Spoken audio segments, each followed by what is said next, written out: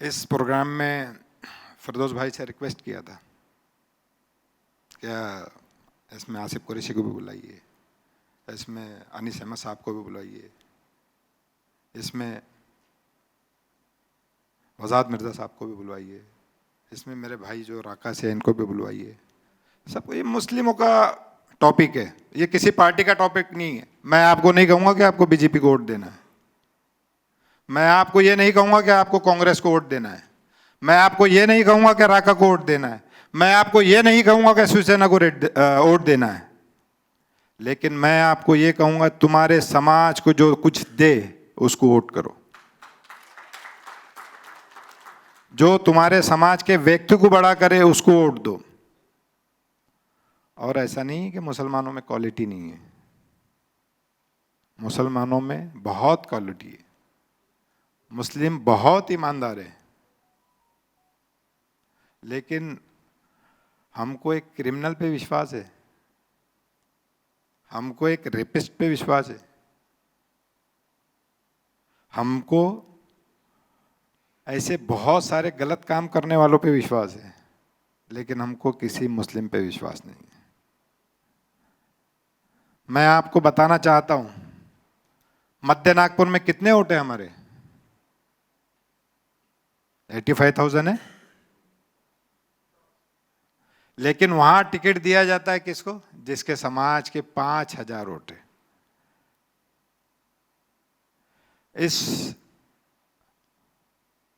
Programme को रखने का मेरा एक मकसद, मैंने बहुत रिक्वेस्ट किया फिरदौस भाई से कि जाफर नगर में मेरे को एक चीज देखने को मिली थी, पहले सुनने को मिली, फिर बाद में मैंने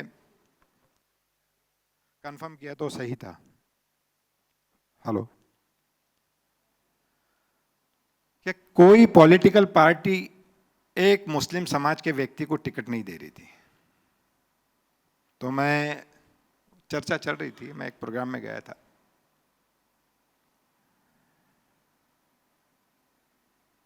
तो वहां पे इसराइल सेठ का इन्होंने नाम लिया, फिरदौस भाई ने, वो गए उस पॉलिटिशियन लीडर के पास। अगर बोले तुमने इसको टिकट नहीं दिया तो पूरा समाज आपको वोट नहीं करेगा, उसको डर के मारे उस व्यक्ति को टिकट देना पड़ा। ये बात सच है।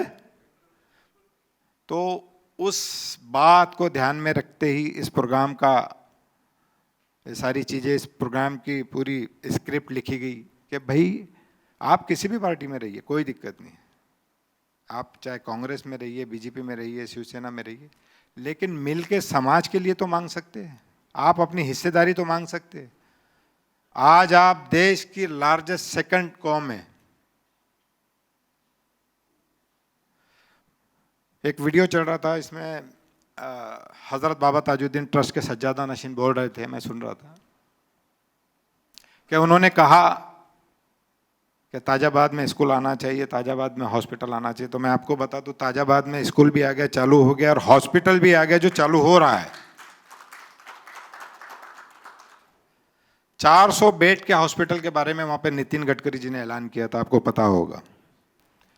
उसकी शुरुआत हो चुकी है, 17 बेड के हॉस्पिटल का परमिशन मिल गया। इसको 100 करेंगे, 100 के बाद इसको सीधा 400 पे लेके जाएंगे। नितिन गडकरी जी ने, पहले वो हॉस्पिटल CSR फंड से बनने जा रहा था, वो हॉस्पिटल पहले सेंट्रल गवर्नमेंट के CSR फंड से बनने जा रहा था। लेकिन अब वो हॉस्पिटल, आप चाहे तो जो कलेक्टर है नागपुर के, मिस्टर विपिन सर को आप जानते ही होंगे, जो नागपुर के कलेक्टर है, आप उनसे बात कर सकते हैं। उनके पास ये प्रपोजल के बारे में बात हो चुकी है, और ये एक डॉक्टर चर्डे करके, जिन्होंने नितिन गडकरी जी ने उनको अपॉइंट किया है, क्या मुसलमानों को माइनॉरिटी का हॉस्पिटल दो जिसमें 51% रिजर्वेशन माइनॉरिटी का होना चाहिए, जिसमें स्टेट का पैसा 40% होगा और सेंट्रल गवर्नमेंट का पैसा 60% होगा। तो डॉक्टर विपिन इटनकर से इस बारे में मेरी बात हुई, तो उन्होंने मुझसे कहा, प्यारे भाई आप इतना बड़ा हॉस्पिटल तो बना रहे हैं, लेकिन मैं चाहूँगा कि इसको बीओटी मॉडल पे कुछ तो कीजिए, क्योंकि आप 3 साल रहूँगे, ज़्यादा से ज़्यादा 6 साल, तो ये हॉस्पिटल चलते रहना चाहिए। तो उस हिसाब से उस पर काम चल रहा है। दोस्तों, हम बहुत ज़्यादा सेल्फिश है, बहुत ज़्यादा। मैं जब ताजबाग का चेयरमैन बना तो मैंने उसी दिन सोच लिया था कि मैं वहाँ पे कोई भी गलत काम होने नहीं दूंगा।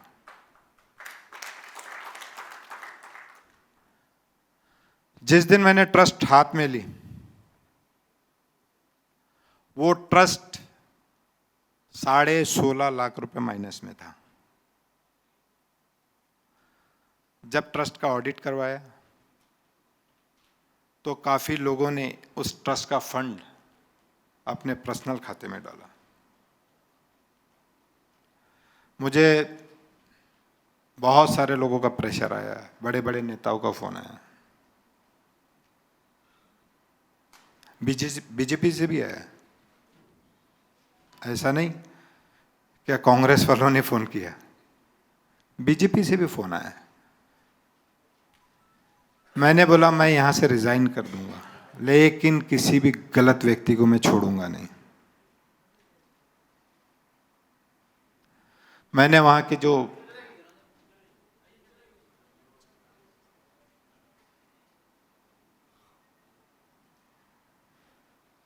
के जो क्रिमिनल थे उनको बताया, बुलाया कि अब मेरे यहाँ पे 3 साल का समय है मेरे पास, मेरे रहते हुए आप यहाँ पे कोई भी गलत एक्टिविटी करोगे नहीं। वो नहीं माने। आज वो जेल की सलाखों के पीछे हैं।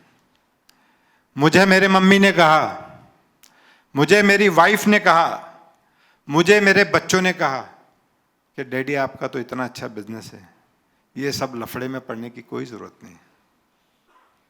जो आज हम एजुकेटेड लोग किसी लफड़े में पड़ना नहीं चाहते हैं, तो इस कौम को बाहर कौन निकालेगा?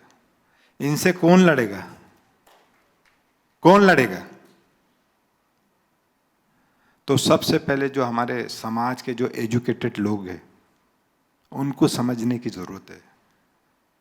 उनको जो एक दायरे के अंदर है वो उससे बाहर आने की जरूरत है। उनको मसलक पे बात करने की जरूरत है। मैंने एक हजरत को बोला, नहीं भाई, बोले मैं तो वहां भी सुनने के इसमें पढ़ना नहीं चाहता। अरे आप नहीं पढ़ोगे तो कौन पढ़ेगा मेरे भाई? कोई बाहर वाला आके तुम्हारा मसला हल करेगा? हाँ, मुसलमान अगर मुसलमानों के मसले हल नहीं करेगा तो बाहर वाला आपके करेगा? रात के 1 बजे एक मुस्लिम फैमिली के घर पे हमला होता है। रात के 1 बजे उसमें 17 मौलाना, बाकी बस्ती के लोग, दुकान तोड़ फोड़, उनके बीवी बच्चों को मार दिए, लेडीज पे हाथ उठाया।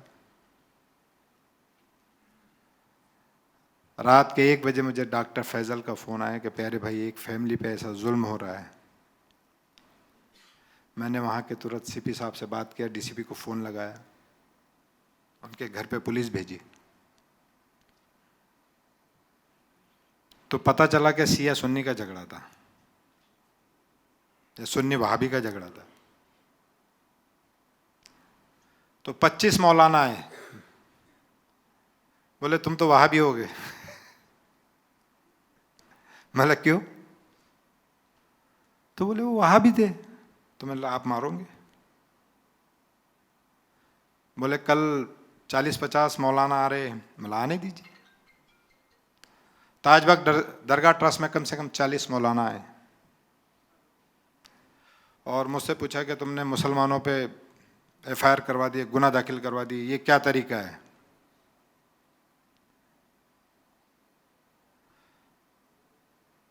मैं बोला आपने उनको मारा क्यों? तो वो बोले अपने घर में इबादत कर रहे थे, लोगों को जमा कर रहे थे। तो मैं बोला उनको उनका अधिकार है, आप करने दीजिए उन्हें। आप कौन होते हो? आप अपने अच्छे अखलाक पेश कीजिए कि वो आपके पीछे आए। फिर उनसे मैंने कहा कि भाई कुरान शरीफ में तो लिखा है ला इकराह फिद्दीन, कि दीन में जबरदस्ती नहीं है। तो उस बात का उनके पास कोई जवाब ही नहीं था। और आज वो उस फैमिली से इतने डरते हैं, इतने डरते हैं कि उनके तरफ आंख उठा के भी नहीं देखते। मुझसे कहा गया अरे यार तुम तो सुन्नी हो। तो मतलब हुजूर ने कहाँ लिखा है ये कि आप किसी को घर में जाके मारिए? अगर इस्लाम का कंसेप्ट अगर समझाना है तो मोहब्बत से समझाइए। तो दोस्तों हमको इस पे बहुत, वो उसके भी मैं जवाब दे दूंगा आपको, अकेले में दे दूंगा, ये सबके सामने देना है तो भी दे दूंगा, कोई दिक्कत नहीं। कोई हमें समझा रहा है, कोई हमें जगा रहा है, कोई हमें बतला रहा है, लेकिन दोस्तों हम समझने को तैयार ही नहीं है। ना समझोगे तो मिट जाओगे हिंद के मुसलमानों, ना समझोगे तो मिट जाओगे हिंद के मुसलमानों, दास्तानों में भी दास्तान तुम्हारी नहीं होगी।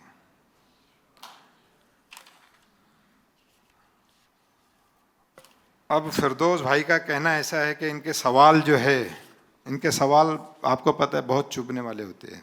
वो किसी से भी जो, क्योंकि जहाँ मन साफ होता है वहाँ ये सारी चीज़ें होती है। मैं खड़ा हूँ तो मेरे को बीजेपी का एजेंट बता देंगे, फिरदौस भाई खड़े तो फिरदौस भाई को कांग्रेस का एजेंट बता देंगे, आप है तो आपको राका का एजेंट बता देंगे। तो ये सब चलता रहेगा, इस पे आप मत जाइए। और देखिए जो बदलाव मैं, फिरदौस भाई या आप लोग नहीं ला सकते यार। यहाँ जितने भी लोग जो बैठे वो बदलाव नहीं ला सकते, ये मैं गारंटी के साथ बोलता हूँ, ये मैं चैलेंज के साथ बोलता हूँ। अगर यहाँ जितने लोग बैठे और मैं ये बदलाव ला देते, ये हो नहीं सकता। ये बदलाव सिर्फ आ सकता है तो मस्जिदों से आ सकता है।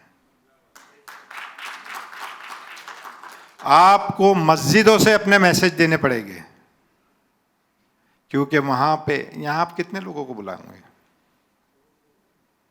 लिमिटेड लोग, जो समझदार लोग हैं, जो कौम का दर्द समझते, वो आ जाएंगे। लेकिन वहां हर कोई व्यक्ति आएगा जिसको आप समझा सकते हैं।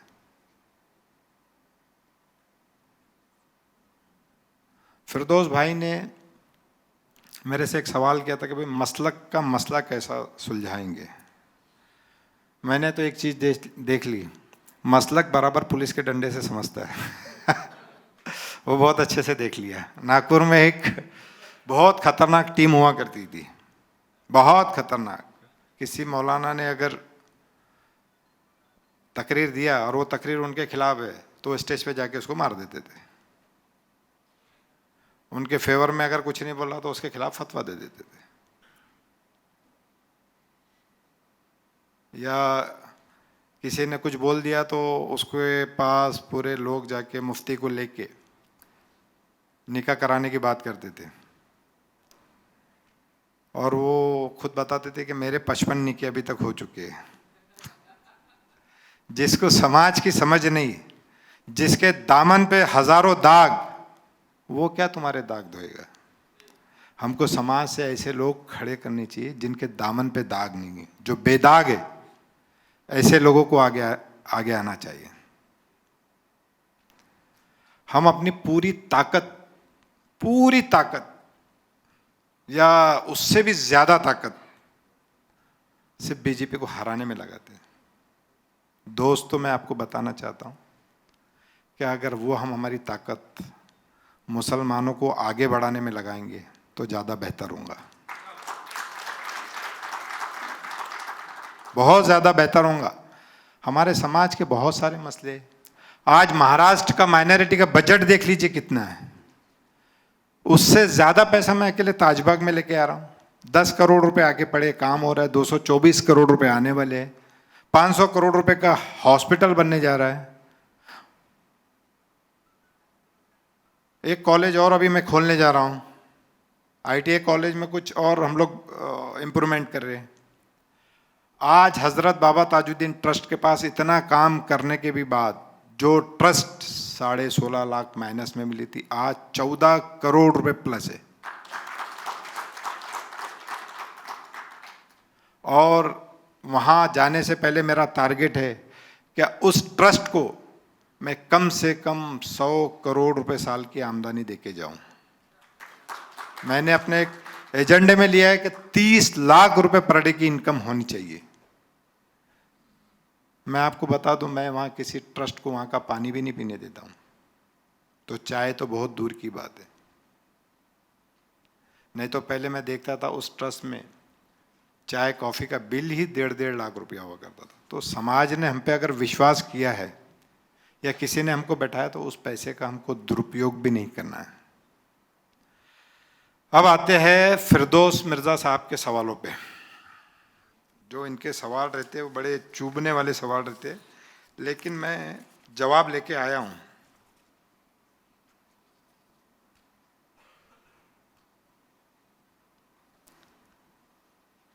हाँ, आपको एक बात और मैं बताना चाहता हूं, ये मेरा मानना है कि इस देश के मुस्लिम जो है, इस देश का मुस्लिम जो है, वो इस देश का सबसे बड़ा टैक्स पेयर बन सकता है, क्योंकि हमारे हुजूर की सुन्नत भी है, मुस्लिम ज़्यादा नौकरी में बिलीव नहीं करता है, वो बिजनेस में ज़्यादा बिलीव करता है। तो इस देश का जो मुस्लिम है वो देश का सबसे बड़ा टैक्स पेयर बन सकता है, खाली उसको फाइनेंशियल समझ होना। उसको अगर फाइनेंशियल समझ मिल गई तो वो बहुत बड़ा व्यक्ति बन सकता है। क्योंकि उसके पास, आज आप देखिए मुस्लिमों को, एक बिना पढ़ा लिखा व्यक्ति एक इंजन बनाता है, वो इंजीनियर से भी बड़ा इंजीनियर है। उसका स्किल इतना ज़बरदस्त है कि मैं आपको बता नहीं सकता। अगर उसको सही दशा और दिशा दोनों मिल गई तो वो बहुत आगे। हमको इस पे काम करना है कि मुस्लिमों को पावरफुल कैसा बना सकते हैं, मुस्लिमों को पॉलिसी में कैसा ला सकते हैं। आज मेरे ख्याल से तकरीबन हमारे नागपुर में तकरीबन 4 लाख वोट होंगे मुस्लिम। फैजल भाई कितने हैं? 4 लाख है। 4 लाख में हमको 40,000 भी नहीं मिलते।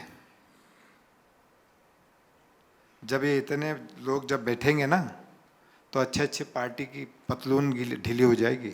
अगर इतने सब, राका से ये बैठे, कांग्रेस से बैठे, बीजेपी से कोई और बैठे, शिवसेना से कोई और बैठे, सिर्फ और सिर्फ समाज की बात, मैं आपको गारंटी देता हूं 1,000 करोड़ के काम मैं करवा के दूंगा। कितने?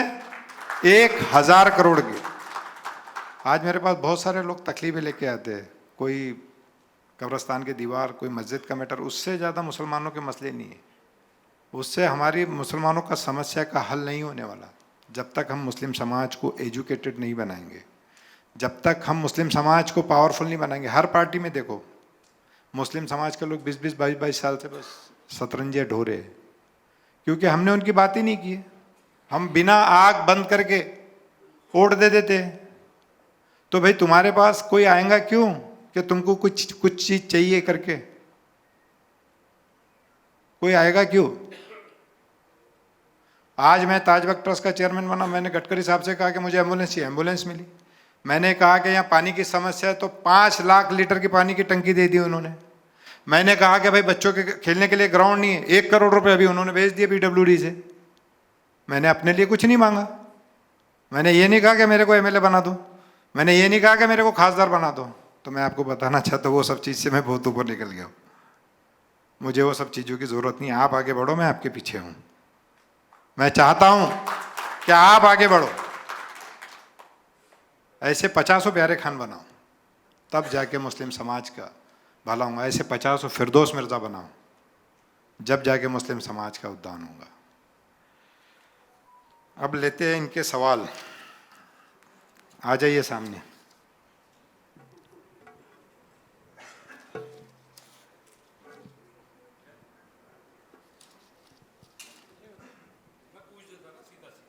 आप पूछिए। सीधा। तो आपको क्या लगता है हमको पॉलिटिकल पार्टियां क्यों अवॉइड कर रही है और हमने वापस कैसे आना? देखिए, पॉलिटिकल पार्टियां हमको इसलिए अवॉइड करती है क्योंकि हमारा कोई वैल्यू नहीं है, और ना हमने कभी अपना कोई वैल्यू,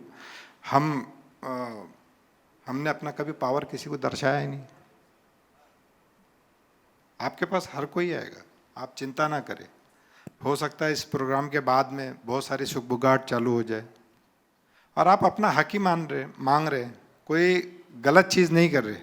और हर व्यक्ति को इस देश में अपना अधिकार, अपना हक मांगने का हक है। आप अपना वैल्यू बताइए, आपको सब कुछ मिलेगा, इसकी गारंटी मैं लेता हूं। नहीं मिला तो 100 करोड़ का चेक फाड़ के मैं दूंगा, ये मैं आपको गारंटी देता हूं। अगर आपको कुछ नहीं, आपने अगर अपनी वैल्यू बताई और आपको कुछ नहीं मिला, तो मैं आपको गारंटी देता हूं कि 100 करोड़ का समाज के लिए आप बता देना मेरे को क्या काम करना है, वो मैं करवाऊंगा। कांग्रेस तो कुछ हद तक के टिकटें दे देती है, लेकिन बीजेपी मुसलमानों को बिल्कुल टिकट्स नहीं देती। तो वो हम बीजेपी पर कैसा दबाव ला सके कि वो मुसलमानों को टिकट दे? पहले आप उनके साथ तो आ जाइए। आपने बीजेपी को क्या दिया? और जो नेता बीजेपी ने 2 मुस्लिम दिए, बीजेपी उनसे सवाल करती है कि भाई हमने आपको 23 साल दिया, आपने मुसलमानों को क्या दिया? ये हमारी गलती रही कि हमारे 2 नेता मुस्लिम बीजेपी के थे जो सेंट्रल में बैठे हुए थे, क्या कभी हमने उनसे मांगा? कुछ नहीं मांगा। अरे जब हम मांगना ही नहीं जानते, हमने 70 सालों में कुछ नहीं मांगा, पिछले 70 सालों में हमने कुछ नहीं मांगा। चलो आज अल्लाह का शुक्र है कि कुछ तो हमको होश आया, आज हम कुछ मांगने वाले बन रहे हैं। तो देखिए, मैं आपको बताना चाहता हूं, ऐसा नहीं कि बीजेपी मुस्लिम को टिकट नहीं देती, लेकिन आप उस लायक कैंडिडेट तो भेजिए। मुझसे कहा गया था, मैं आज ऑन कैमरा बोल रहा हूं, मुझसे चुनाव लड़ने के लिए कहा गया था, मैंने मना कर दिया कि भाई मैं पब्लिक के बीच में जाके मैं चुनाव नहीं लड़ सकता। मेरे को बिल्कुल, जो महाराष्ट्र के अध्यक्ष हैं उन्होंने अपने घर बुलाया, मैं बोला मैं आपका शुक्रिया अदा करता हूँ कि आपने मुझे इस लायक समझा, लेकिन मैं चुनाव नहीं लड़ना चाहता। बीच में आपने देखे होंगे कि मध्य नागपुर से प्यारे खान खड़े होंगे, एक पेपर वाले ने छाप दिया, मैंने उस पेपर वाले को इतना डांटा कि मैंने बोला भाई मेरा बिजनेस क्या आप संभालोगे क्या? आज मेरे यहाँ 4000 परिवार जुड़े हैं, 4000 परिवार मेरे यहाँ जुड़े हुए हैं, 4000 लोग मेरे यहाँ काम करते हैं, तो उनका कौन ख्याल रखेगा? और मेरे समाज में अच्छे लोगों की कमी नहीं है, ईमानदार लोग बहुत हैं, तो वो आगे ही नहीं आना चाहते। तो इसमें दोस्तों मैं ऐसा मानता हूँ कि हमारी गलती है। हमारा विकास, मैं बोलता हूँ कि हमारा विकास जहाँ हो हमने वहाँ चले जाना चाहिए। हमने नहीं सोचना चाहिए कि वो बीजेपी है, हमने ये नहीं सोचना चाहिए कि वो कांग्रेस है, हमने ये नहीं सोचना चाहिए कि वो शिवसेना है। उनसे आप बार्गेनिंग करो, हमारे समाज को आप बताइए, ये दीजिए, हम आपके साथ हैं। लेकिन प्यारे भाई, हम बार्गेनिंग कैसी करेंगे? हमारे पास कोई मास लीडर नहीं है, मास लीडर कैसा पैदा करेंगे? मैं तो सोच रहा हूँ कि आप ही को हमारा लीडर बनाए। देखिए क्या होता है, मैं आपको बताता हूँ। हमारे यहाँ लीडरों की कमी नहीं है, ये सारे जो बैठे ये बहुत अच्छे अच्छे लीडर है।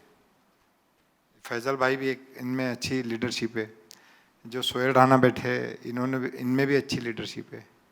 ये भाई जो बैठे इनमें भी बहुत अच्छी लीडरशिप है। जावेद भाई जो बैठे, तो लीडरों की कमी नहीं है, लेकिन आप इनके पीछे आप बताओ तो हम है करके, तब इनका वैल्यू बढ़ेगा।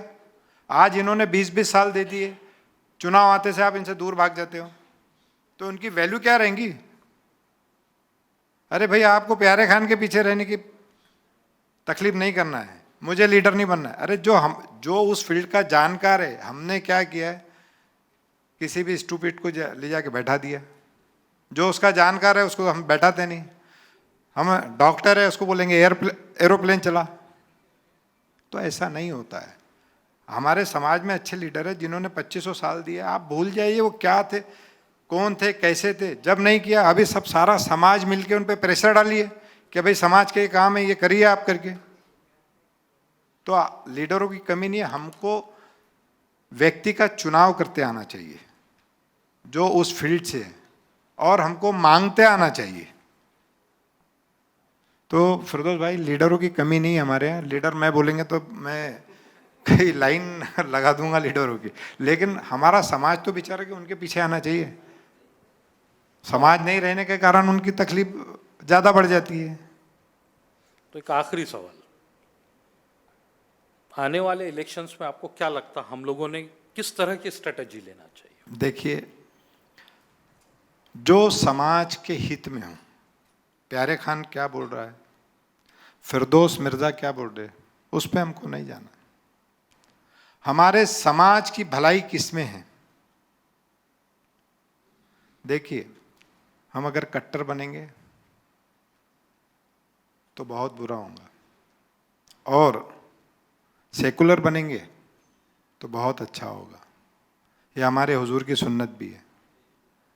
नहीं तो आप उन देशों की हिस्ट्री उठा के देख लीजिए, जो कट्टर है उन्होंने अपने आप को बर्बाद कर दिया, बर्बाद कर दिया, वहां कोई विकास नहीं मिला। मैं प्रधानमंत्री जी से मिला, जनरली प्रधानमंत्री जी से 2 मिनट से ज़्यादा कोई मिल नहीं सकता। मुझे भी स्मृति ईरानी जी ने बोला कि 2 मिनट सर आपसे मिलेंगे। तो मैंने उनके ओएसडी थे हिरेन जोशी, उनसे कहा मैंने, भाई देखिए प्रधानमंत्री देश के, और मैं बड़ा ऑनर करता हूँ कि मुझे यहाँ बुलाया गया घर पे, ये मेरे लिए बड़े ऑनर की बात है, मेरे समाज के लिए भी, तो आप मेरा परिचय करा देना। तो उन्होंने अपना मोबाइल खोला और मेरी पूरी जन्म कुंडली दिखा दी, ऑटो चलाने से लेके, आईएम से लेके, ताजबाग से लेके, बिजनेसमैन से लेके।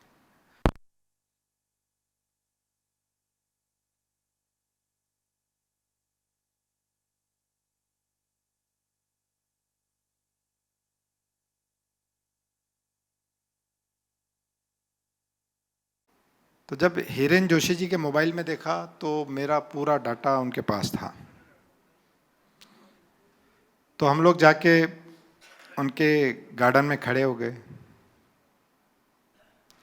और प्रधानमंत्री सीधे अपने घर से, अपने रूम से आए और उन 20 लोगों में सबसे पहले मेरे पास आए और मुझसे कहा कि भाई साहब आपने नागपुर से मेरे लिए ऑक्सीजन लाया है।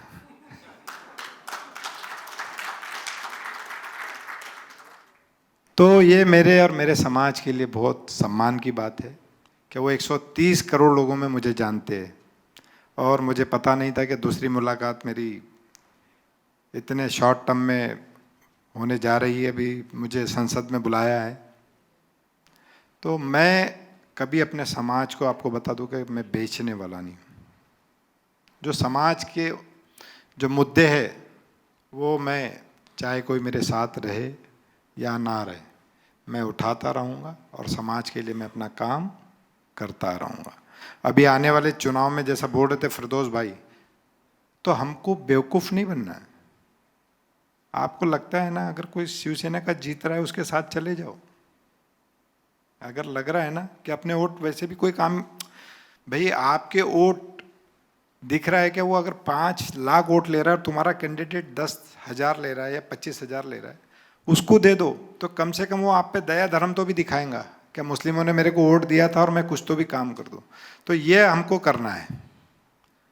तो मैं अपनी बात ख़त्म करना चाहूँगा क्योंकि मेरा चार्टर खड़ा है यहाँ पे, एयरपोर्ट पे आ गया है, मेरे को भी मैसेज आया है, तो मुझे यहाँ से निकलना पड़ेगा, नहीं तो मैं लेट हो जाऊँगा। और कुछ फिरदौस भाई, बहुत बहुत शुक्रिया। जय हिंद।